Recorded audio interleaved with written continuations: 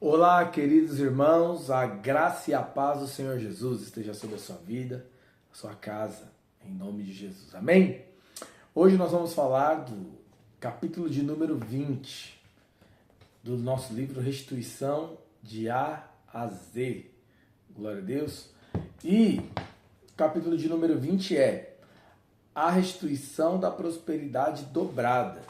Então, nós vamos ter como referência aqui Jó. E nós vamos compartilhar um capítulo muito precioso, muito poderoso. Então, todos nós, queridos, queremos a prosperidade na nossa vida. E também prosperidade dobrada. Isso é um bom desejo. Isso é algo muito bom de acontecer. E nós vamos compartilhar aqui, olhando a vida de Jó, ok? Então, a primeira coisa é, Jó, ele era alguém que tinha ele era muito conhecido na época dele. Tinha uma reputação, assim, muito preciosa. E ele era alguém que já era próspero. E Deus tinha um plano de dar para ele prosperidade ainda maior, prosperidade dobrada. Mas, o que acontece? Não tem nenhum problema nós termos prosperidade. E eu não estou falando só de dinheiro, não. Mas o dinheiro entra nisso. Não tem nenhum problema nós termos prosperidade e não tem nenhum problema também ter a prosperidade dobrada, porque isso é maravilhoso. Mas, preste atenção. A prosperidade precisa vir de Deus. Prosperidade é algo que precisa vir de Deus. Felipe, mas o diabo dá prosperidade? Lógico que dá. O diabo, ele troca o dinheiro pela alma das pessoas, pelo tempo das pessoas. Muitas vezes perde a família, perde relacionamento, perde casamento, perde o ministério, perde a vida com Deus, perde a paz. Eu quero ler um trecho que está na palavra de Deus, antes da gente falar detalhadamente de Jó, porque Jó tinha prosperidade. Tinha prosperidade. Mas, para a gente ter a prosperidade dobrada, nós precisamos entender porque nós não podemos querer as coisas que Deus tem da forma do mundo. A forma do mundo. E eu quero ler. Está lá em 1 Timóteo, capítulo 6. Versículo 6 também. 1 Timóteo 6,6. A palavra de Deus diz o seguinte. De fato, o apóstolo Paulo ensinando para Timóteo e para ele transmitir isso para a igreja. Grande fonte de lucro é a piedade com contentamento. O que é piedade? Piedade é uma vida com Deus.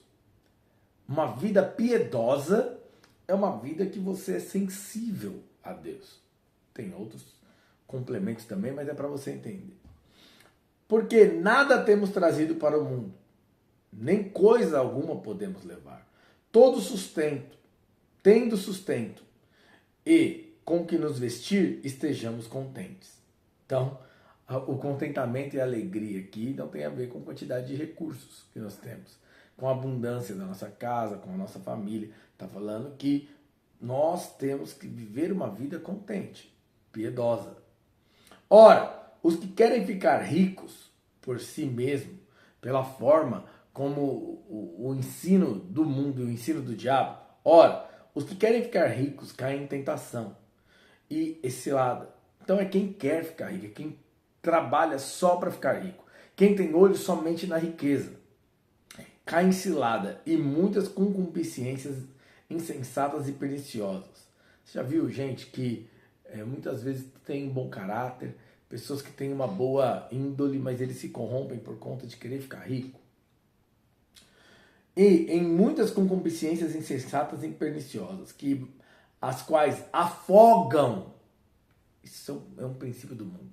Ele afoga a nossa vida. Nós nos sentimos atolados de coisas. Afogam os homens na ruína e na perdição. Porque o amor do dinheiro é raiz de todos os males. Olha aqui que a Bíblia afirma. A raiz de todos os males é amor do dinheiro. Então o problema não é ter dinheiro. O problema é o amor estar no dinheiro. Por isso que prosperidade é de Deus. Só que tem que ser da forma de Deus. A Bíblia diz lá em Provérbios que a prosperidade, a riqueza que vem de Deus, ela não traz dano. Mas aqui a riqueza do mundo, o dinheiro do mundo, a forma como o diabo quer que eu e você vivamos correndo atrás de dinheiro, ela traz todo tipo de mal. E alguns nessa cobiça, que é cobiça, o que é cobiçar? É desejar ardentemente. Se desviaram da fé. Olha aí a diferença de piedade e se desviar da fé. Assim mesmo se atormentaram com muitas dores. Olha o que ele fala para Timóteo. Tu, porém, ó homem de Deus, foge dessas coisas. Antes segue a justiça, a piedade, a fé, o amor, a constância e a multidão. Então, a mansidão, perdão. E o que acontece, meus irmãos? Nós precisamos ter essa clareza. Primeira coisa, Deus quer me prosperar. Deus tem para mim prosperidade. Mas não essa que o mundo coloca.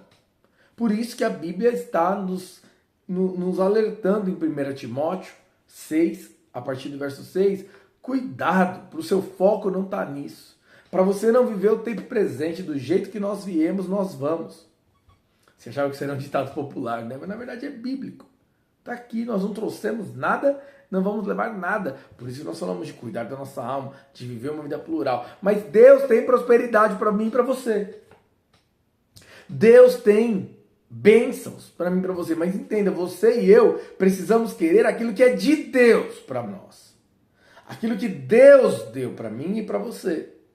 E não eu sair correndo de forma desenfreada, vivendo em torno de buscar dinheiro, sabe? Nós vamos falar um pouquinho de Jó, mas deixa eu te falar uma característica aqui.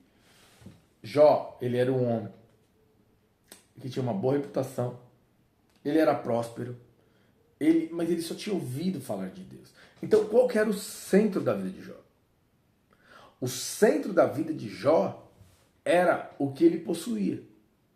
Ele já tinha ouvido falar de Deus, ele era um homem temente a Deus. Então, é o seu caso, uma mulher e um homem de Deus, temente a Deus, que quer o Senhor, mas ele não conhecia, era só de ouvir falar, ele não tinha tido ainda experiência com Deus vivo. E ele era próspero. Será que a minha vida, a sua vida vai se resumir a isso? A gente passar nessa terra e ganhamos dinheiro, comemos, bebemos, desfrutamos, passeamos, viajamos. Nada de errado nisso, isso é muito bom. Mas desde que venha de Deus. De Deus. Essas coisas devem vir de Deus para nós. Jó, ele tinha recebido de Deus, mas Deus, presta atenção, a vida dele, o centro era a família, o centro era o trabalho, o centro era a prosperidade, o centro era as bênçãos, o centro era a paz, o centro era a segurança que o mundo trazia para ele. Deus queria dar muito mais do que isso, dobrado, nós vamos ler aqui, dobrado. Entretanto, a única coisa que não era o centro da vida de Deus, porque ele só ouvia falar, não era o centro da vida de Jó, era Deus. Então, não caia nesse engano. Deus deve ser o centro da minha vida e da sua vida. E para Deus ser o centro, ele não vai fazer isso de forma forçada. Deus não impõe nada para ninguém. Deus quer manifestar e mostrar o seu amor e a sua graça. Vamos ler aqui. Jó, capítulo 42, versos 1 a 6. Então respondeu Jó ao Senhor: bem sei que tudo podes, o Senhor pode tudo. Jó 42 é o último capítulo do livro de Jó. E nenhum dos teus planos pode ser frustrado. Aleluia. Quem é aquele, como disseste, que sem conhecimento encobre o conselho? Na verdade, falei do que não entendia. Olha Jó ao final do capítulo. Falei do que não entendia. Coisas maravilhosas de mim, demais para mim, coisas que eu não conhecia. Escuta-me, pois. Havias dito e eu falarei. Eu te perguntarei e tu me ensinarás. Eu te conhecia só de ouvir falar, mas agora os meus olhos te veem.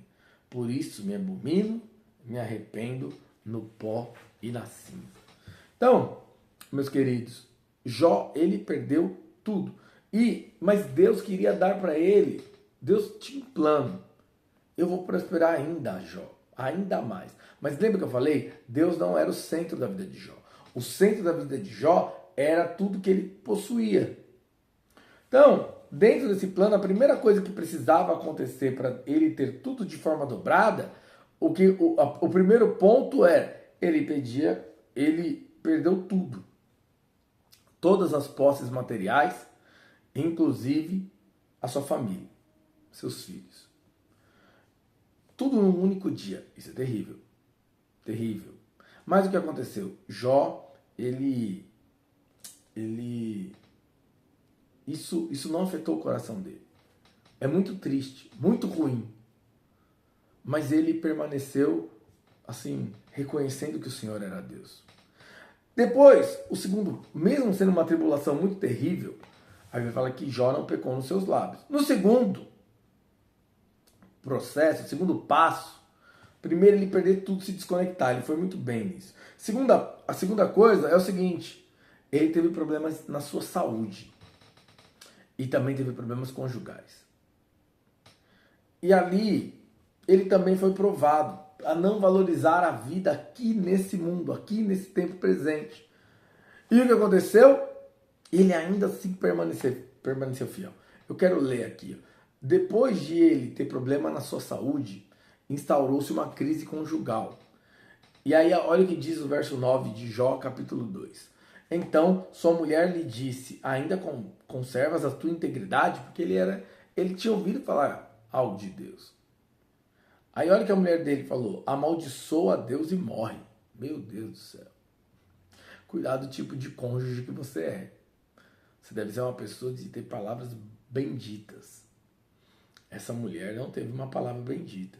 Verso 10. Mas ele lhe respondeu, falas como qualquer doida.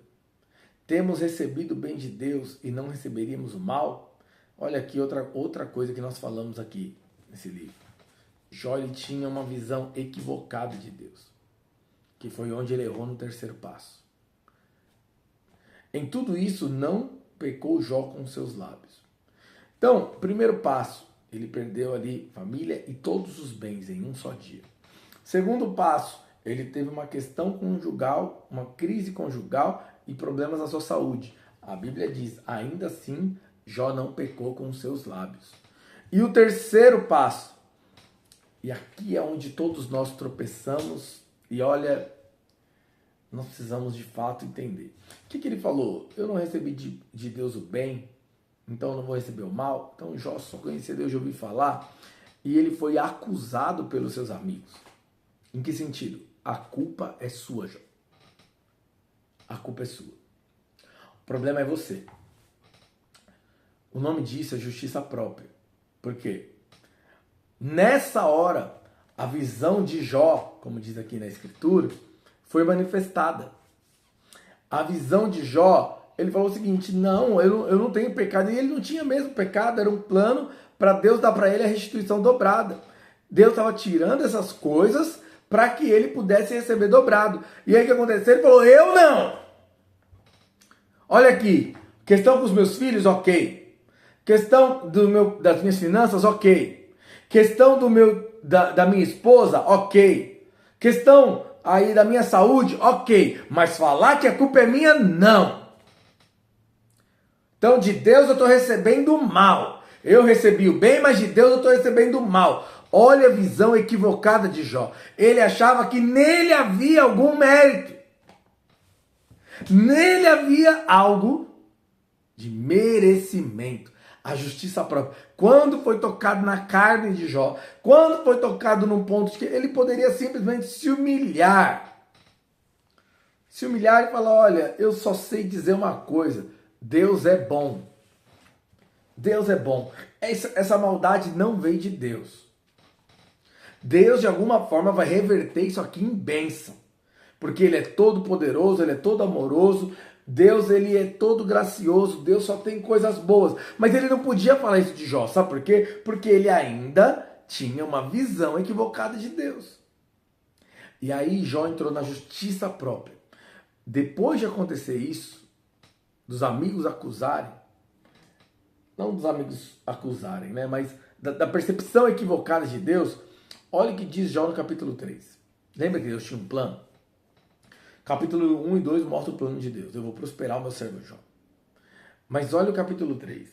Depois disso, dele passar por essas coisas, passou Jó a falar e amaldiçoou o dia que ele nasceu. Meus queridos, a justiça própria, ela é um veneno na sua vida e na minha vida. Você achar que você tem mérito, isso vai te excluir de olhar a bondade de Deus. Vou repetir.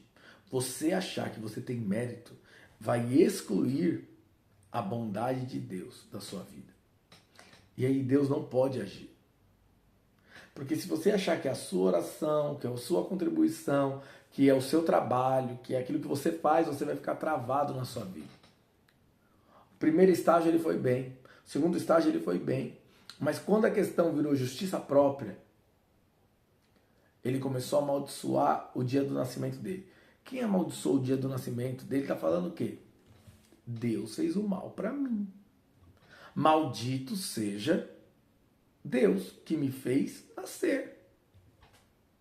Não Deus, né? Mas assim, não é maldito seja Deus, mas maldito seja o dia que Deus me trouxe, porque Deus me trouxe para sofrer. Será que você tem algum tipo de questão dessa? Deus me trouxe aqui para sofrer. Eu estou doente e eu estou sofrendo por conta disso, que era o caso dele, estava doente. Eu perdi questões da minha vida financeira por conta disso. Eu perdi meu casamento, eu perdi minha família, eu perdi um filho, eu perdi meu pai, eu perdi minha mãe. E aí você que está no centro. Então presta atenção no que eu vou dizer. Quando acontece isso, é você que está no centro. Para Deus dar a prosperidade dobrada para Jó e essa prosperidade não fazer mal, Jó tinha que acontecer duas coisas. Primeiro, ele sair do centro. Deus ser o centro. Mas não é um Deus tirano que amaldiçoou a vida dele. Sabe que Deus tem que ser o centro? O Deus todo amoroso, o Deus todo gracioso, o Deus bendito, o Deus que me ama. O Deus que faz as coisas para me abençoar. O Deus que tem o alvo de me amar, de me abençoar, de expressar o seu favor na minha vida. Nunca, preste atenção no que eu vou dizer, nunca um homem ou uma mulher de Deus vai poder desfrutar da prosperidade na sua vida enquanto ele for o centro. Ele vai poder desfrutar de uma prosperidade maligna, mas da prosperidade de Deus, não. Porque Deus é bom. Deus é bom. E aí o que aconteceu? Se Jó não tivesse dado essa resposta, ia ser Jó capítulo 1, capítulo 2, capítulo 3. Ele ia ter uma experiência profunda com Deus, ele ia conhecer a Deus, e o que ia acontecer? Ia terminar. As bênçãos iam vir. Agora, o que aconteceu? A partir do capítulo 3, Jó começou a amaldiçoar o seu dia, a sua vida. Começou a colocar a justiça própria como prioridade. Deixa eu te falar. Então, se era para ter 3 capítulos, durante 39 capítulos, Jó ficou fazendo 2 coisas. Primeiro, ele saindo do centro, colocando Deus no centro e ajustando a sua visão sobre Deus. Você acha que por acaso Deus tem alguma coisa má contra você? Você acha que por acaso Deus arquitetou? Deus não está de olho no seu sofrimento? Ou Deus não vai te abençoar? Você está como Jó. Você está como Jó. Agora, quando você vê o Deus todo amoroso, e o pastor colocou algo aqui muito precioso. Jó, durante todos os próximos capítulos, teve alguém que contou mais de 900 perguntas. Para Jó conhecer a Deus, Deus começou a perguntar para Jó coisas sobre ele, sobre o próprio Deus. E aí Jó viu que na verdade ele não conhecia Deus. Não conhecia Deus. Quando Jó caiu em si e a justiça própria foi removida da vida de Jó, eu quero ler aqui o que ele falou mais uma vez. Então Jó respondeu ao Senhor, tá vendo? Depois do capítulo 3 até o capítulo 41, meu Deus do céu, 40 capítulos. Contando, né, o 41 e o 3. 40 capítulos. 40 aponta para um ciclo. 40 capítulos de perguntas para ele conhecer a Deus. Olha que coisa. Olha que coisa. Então Jó respondeu ao Senhor. Bem sei que tudo podes. Agora mudou. E que nenhum dos teus planos pode ser frustrado. Qual que era o plano? Deus tem coisas boas para minha vida. Tem para tua vida também. Quem é aquele, como disseste, que sem conhecimento encobre o conselho? Na verdade, falei do que não entendia. Jó reconheceu. Ele estava amaldiçoando seus dias, estava amaldiçoando a sua vida, que a vida é a coisa mais preciosa que Deus nos deu. Estava amaldiçoando a sua vida por conta das perdas. Por conta de perder o dinheiro, por conta de perder filho, por conta de perder família, por conta de perder recursos, por conta de perder casamento, por conta de perder coisas que são aqui terrenas. E ele falou, na verdade eu falei do que eu não entendia. Na verdade o Senhor tem, ele fala aqui, ó, coisas maravilhosas de mim que eu não conhecia. Coisas maravilhosas demais para mim que eu não conhecia. Escuta-me, pois. Havias dito e eu falarei, e te perguntarei e tu me ensinarás. Aí a justiça própria saiu. Não sou mais eu que sei agora o que Deus faz, o que Deus fala, se Deus é bom, se Deus é mau. Agora mudou. Eu peço que o Senhor me escuta, porque eu te perguntarei, tu me ensinarás. Que coisa preciosa.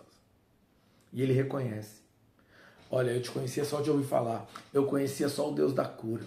Eu conhecia só o Deus poderoso que faz milagre. Eu conhecia só o Deus que prospera. Eu conhecia só o Deus que faz o paralítico andar, o cego ver. Eu conhecia só o Deus que restaura casamentos. Eu conhecia só o Deus que faz essas coisas, mas eu ainda não conhecia o Deus todo amoroso, o Deus todo gracioso, o Deus que só tem bons planos para a minha vida. Por isso, me abomino e me arrependo da minha justiça própria. Não está escrito isso, só estou te explicando. Ele se arrependeu da justiça própria dele. Se arrependeu de ele ser o centro. Ele saiu de cena.